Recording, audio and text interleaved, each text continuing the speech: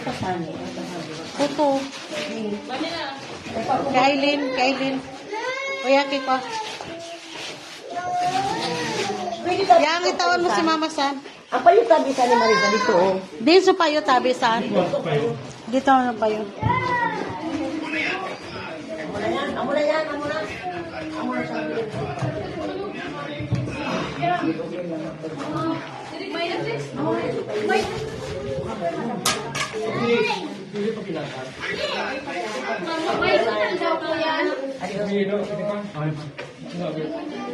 Ha?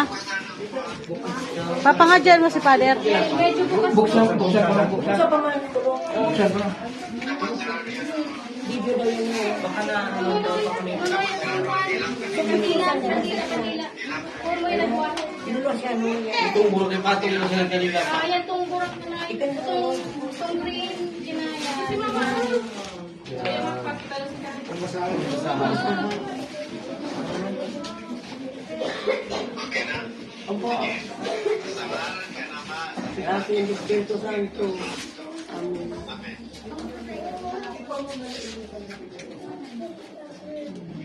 Marisa is harassed in the face of Christ.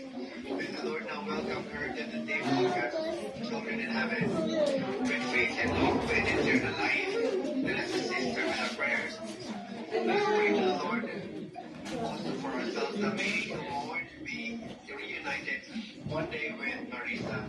Together we may meet Christ Jesus when He is our life appears in glory. A Bible verse that says, "Count you who are of my Father, whom my Father has blessed," says the Lord. Inherit the kingdom prepared for you since the foundation of the world. Let us pray. Lord Jesus Christ, by your 3 days in the tomb, you hallowed the graves of all who believe in you, and made the grave a sign of hope that promises resurrection even if you display no mortal bodies. Grant that our sister Marisa Maria may sleep in peace until you awaken her to glory. For you is the resurrection and the life, and she will see your face to face in your light, see light, and know the splendor of God, for you live and reign forever and ever. Amen. Everybody say amen. Because God has chosen to call our sister Marisa from this life, because they have her body to the earth and resting place. For we are dust, and unto dust we shall return. But the good Lord Jesus Christ will change our bodies to be like His in glory.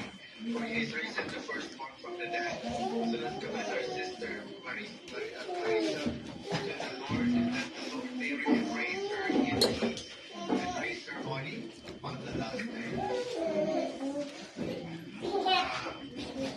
For your intentions, let's pray. Lord, have mercy. Lord, have mercy. Our sister Marisa, let us pray to the Lord Jesus Christ, who said, "I am the resurrection and the life. Whoever believes in me shall live in death, and whoever lives and believes in me shall never die." Respond. Lord, you console one another in your distress, Lord, you console Marisa, and not the days of those who speak, we pray to the Lord. Lord, have mercy. You have the great loss and the grave of Lazarus, your friend. Comfort us in our sorrow, we pray to the Lord. Lord, have mercy. You promised us to the joys of heaven, we pray to the Lord. Lord, have mercy. Our sister was washed in baptism and anointed with the Holy Spirit. Give her fellowship with all the saints, we pray to the Lord. Lord, She was nourished with your Holy Spirit, Marisa, her place at the table in your heavenly kingdom. We pray to the Lord. Lord, have mercy. Comfort us in our sorrow at the death of Marisa. Faith be our consolation, and eternal life our hope.